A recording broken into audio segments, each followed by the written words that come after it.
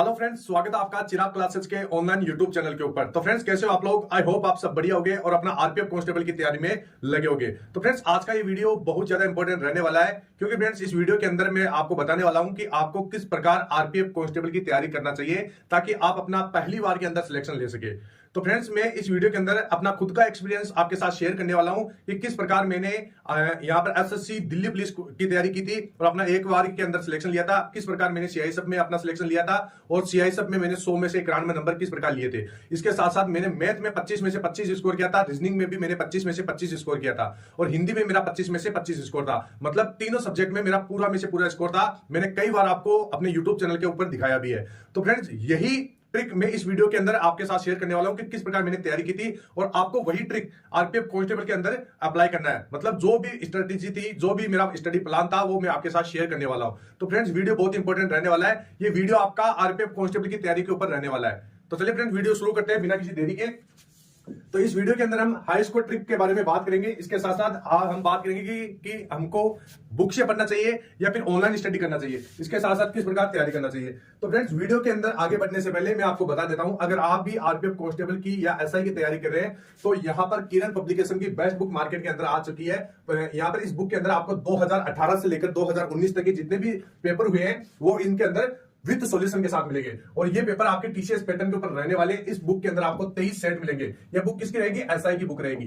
ठीक है फ्रेंड्स, इसके साथ साथ अगर आप यहां पर कांस्टेबल की तैयारी करना चाहते हैं तो इस बुक के अंदर आपको 41 सेट मिल जाएंगे। जितने भी आपके यहां पर कांस्टेबल के पेपर हुए हैं उनके सॉल्यूशन यहां पर मिल जाएंगे और ये बुक आपकी टीसीएस पैटर्न के ऊपर रहने वाली है। इसके साथ साथ अगर आप प्रैक्टिस करना चाहते हैं तो प्रैक्टिस बुक भी मार्केट के अंदर आ चुकी है, जिसके अंदर आपको 22 सेट मिलने वाले हैं। अगर फ्रेंड्स, मैं आपको बता देता हूं, अगर आप पीवाईक्यू से अपनी तैयारी शुरू करते हैं तो ये बुक आपके लिए बेस्ट रहने वाली है, क्योंकि प्रीवियस ईयर से जितने भी अगर आपने पेपर अच्छे तरीके से कवर कर लिया, पुराने पेपर के ऊपर आपकी अच्छी कमांड है, तो आपका सिलेक्शन कोई नहीं रोक पाएगा। तो फ्रेंड्स, इन तीनों बुक का लिंक मैं आपको डिस्क्रिप्शन बॉक्स में दे दूंगा, वहां से जाके आप इनको परचेज कर सकते हैं।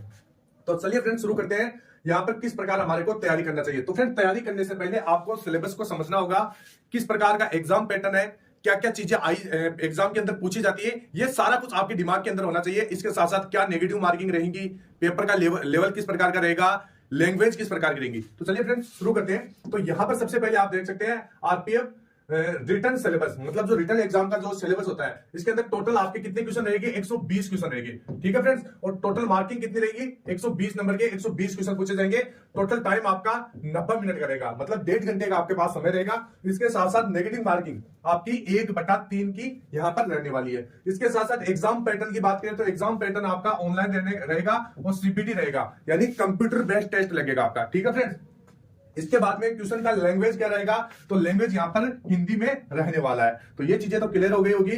इसके साथ साथ सिलेक्शन कट ऑफ के आधार पर होगा, मतलब जो आपका सिलेक्शन होता है उसकी एक कट ऑफ निकलेगी। आप जो पेपर देके आओगे तो उसका एक कट ऑफ निकलेगा और कट ऑफ हाई स्कोर के ऊपर रहेगी। ठीक है फ्रेंड्स, इसके बाद में यहां पर अगर हम सिलेबस की समझे तो जीके, जीएस और सीए, जीके, जीएस और सीए यानी करंट अफेयर्स, इन तीनों को मिला के 50 क्वेश्चन पूछे जाएंगे। मतलब जीके, जीएस का टोटल 50 क्वेश्चन पूछा जाएगा, यहां पर आप देख सकते हैं। इसके साथ साथ यहां पर मैथमेटिक्स के अंदर 35 क्वेश्चन पूछे जाएंगे, रीजनिंग के अंदर यहां पर 35 क्वेश्चन पूछे जाएंगे और फिजिकल के लिए यहां पर 10 गुना कैंडिडेट को बुलाया जाएगा। इसके बाद में अगर सिलेक्शन प्रोसेस की बात करें तो सबसे पहले आपका रिटन एग्जाम होगा, इसके बाद में आपका फिजिकल होगा, उसके बाद में डीवी होगा, उसके बाद में आपका मेडिकल होगा। तो ये आपकी सिलेक्शन प्रोसेस है।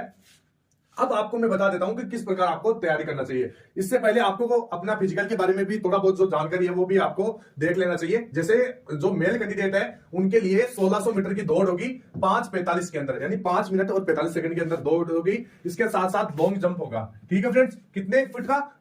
14 फीट का लॉन्ग जंप होगा और 4 फीट की यहां पर हाई जंप होगा। ठीक है फ्रेंड्स, और जो फीमेल कैंडिडेट है उनके लिए यहां पर दौड़ कितनी होगी? 800 मीटर की दौड़ होगी और 3 मिनट 40 सेकंड का यहां पर समय उनको मिलने वाला है। लंबी कूद कितनी रहेगी? 9 फीट की रहेगी, मतलब लंबी छलांग। इसके बाद में उछाल कितनी रहेगी? 3 फुट की। तो ये आप देख सकते हैं। अब यहां पर आगे बात करें कि इसका सिलेबस क्या है, तो फ्रेंड्स सिलेबस आप देख लीजिए। एक एक चीजें मैंने हिंदी के अंदर आपके सामने रख दी है। सिलेबस का आप स्क्रीनशॉट ले लीजिए। यह है आपका जीके, जीएस का सिलेबस और इसके बाद में यह है आपका मैथ का सिलेबस। मैथ के अंदर कौन कौन से टॉपिक पूछे जाएंगे? यह है आपका रीजनिंग का, यह आपका रीजनिंग का। तो ये चीजें आपकी पूछी जाएंगी। मैं एक बार जूम कर देता हूं ताकि आप स्क्रीनशॉट आसानी से ले सके। तो ये देख सकते हैं सामान्य जागरूकता, इसके बाद में बुनियादी अंकगणित मतलब मैथमेटिक्स से ये पूछा जाएगा और इसके बाद में रीजनिंग। तो ये आप स्क्रीनशॉट ले लीजिए, आई होप आपको अच्छे से दिखाई दे रहा होगा। इसके बाद में अगर हम आगे बात करें तो आगे यहां पर तैयारी कैसे करें, तो तैयारी मोस्ट इंपोर्टेंट चीज हो जाती है। जो कैंडिडेट आरपीएफ कांस्टेबल की तैयारी कर रहा है उसके लिए ये जानना बहुत ज्यादा जरूरी हो जाता है कि सर मैं नया कैंडिडेट हूं, मैं अभी पहली बार तैयारी कर रहा हूं, तो किस प्रकार तैयारी करना चाहिए। तो यहां पर आप देख सकते हैं जो लोग नए हैं, अभी शुरू किए हैं, तो फ्रेंड्स सबसे पहले उनके दिमाग में ये निकाल देना चाहिए कि उनके पास समय बिल्कुल कम है। ये चीजें अगर आपके दिमाग में रहेगी तो आप तैयारी नहीं कर पाओगे। तो आपको सबसे पहले ध्यान से क्या करना है, सारे टॉपिक आपको देख लेने हैं, सारे टॉपिक देख लेने हैं, मतलब जो भी आपके सिलेबस के अंदर जितनी जितनी आपकी चीजें दे रखी है, जो मैंने अभी आपको बताई है, वो सारे टॉपिक आपको अच्छी तरीके से कवर करना है।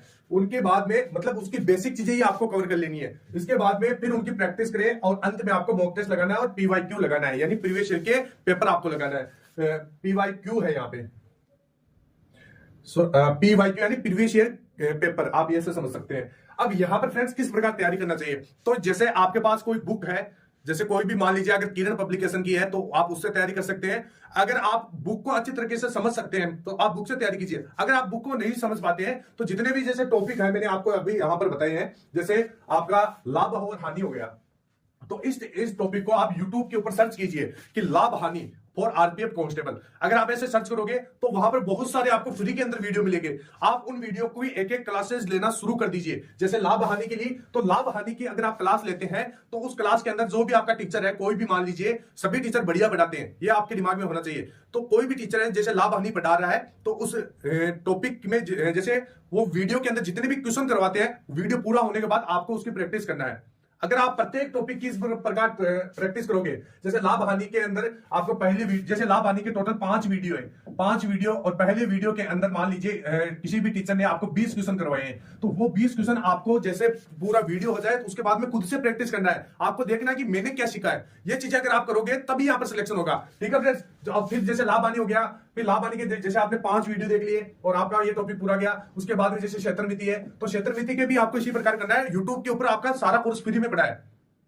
अगर आपके पास, अगर आप कोई पेड कोर्स खरीदना चाहते हैं तो कोई भी कोर्स खरीदिए, लेकिन उस कोर्स को पूरा पढ़ने की कोशिश कीजिए। उस कोर्स को इस प्रकार डिवाइड कर लेना है, जैसे मेरे को भाई 40 दिन के अंदर तैयारी करना है, तो 40 दिन के अंदर उस कोर्स को आपको डिवाइड कर लेना है कि मेरे को एक दिन में कितने कितने वीडियो देखना है, कितने वीडियो का रिवीजन करना है।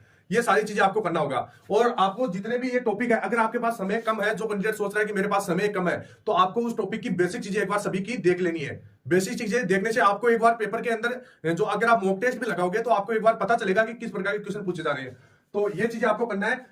आपको ये ऐसा नहीं करना है कि जैसे आपने कोई भी कोर्स कर लिया या यूट्यूब से आप पढ़ रहे हो तो आप क्या सोचते हो, आप लगातार 4 से 5 दिन तैयारी करते हो, उसके बाद में आप तैयारी को धीरे धीरे कम कर देते हो या छोड़ देते हो। ऐसा बिल्कुल भी नहीं करना है। ऐसे करोगे तो आप अपना सिलेबस कवर नहीं कर पाओगे और एक वो रुचि नहीं रहेगी आपके अंदर। तो सबसे पहले कोई भी अगर आप कोर्स खरीदते हो, लगभग 20 दिन तक कंटिन्यू उस कोर्स को आपको पढ़ते रहना है, तभी आपको वहां पर लगन होगी। आप शुरू में 2 से 3 दिन तो आपके अंदर इस प्रकार का जज्बा रहता है कि हाँ मैं सिलेबस को 1 महीने के अंदर कवर कर दूंगा, लेकिन आप फिर धीरे धीरे जैसे 5-6 दिन निकलते हैं तो आप क्या करते हैं, उस कोर्स को छोड़ देते हैं, या फिर जैसे ऐसे करते हैं कि हाँ मैं कल पढ़ लूंगा।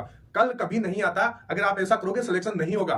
सिलेबस सबसे पहले आपको कवर करना पड़ेगा। सिलेबस की छोटी छोटी चीजें आपको देखना पड़ेगा।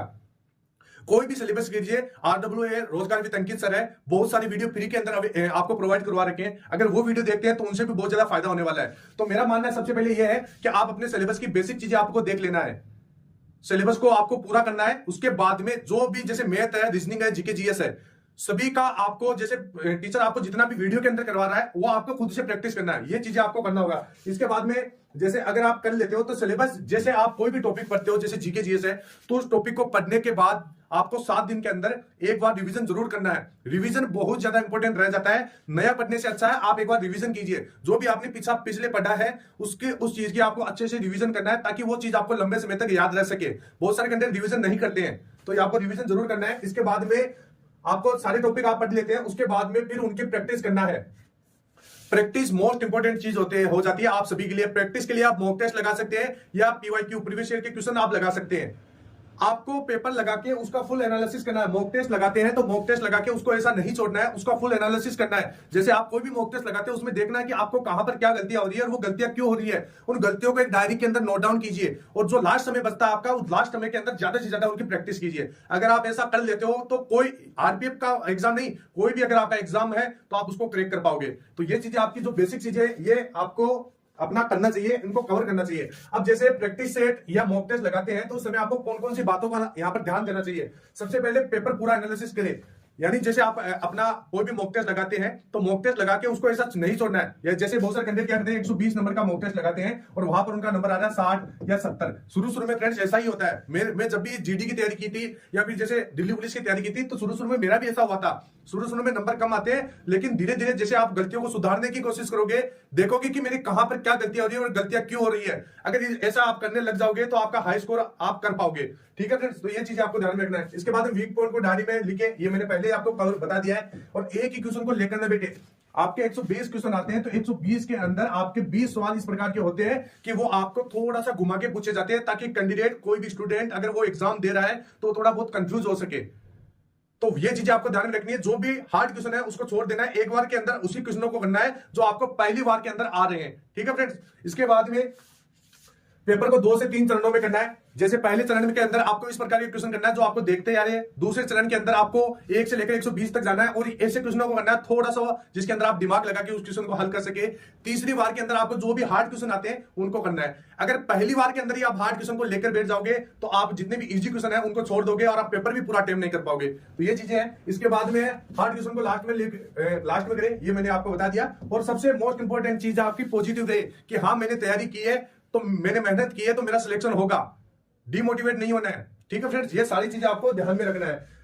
इसके बाद में कितने घंटे पढ़े, डेली आपको 5 से 6 घंटे पढ़ना ही पड़ेगा, तभी जाके आपका सिलेबस कवर होगा और आप रिवीजन कर पाओगे, आप मॉक दे पाओगे। तो ये चीजें हैं आपको ध्यान में रखना।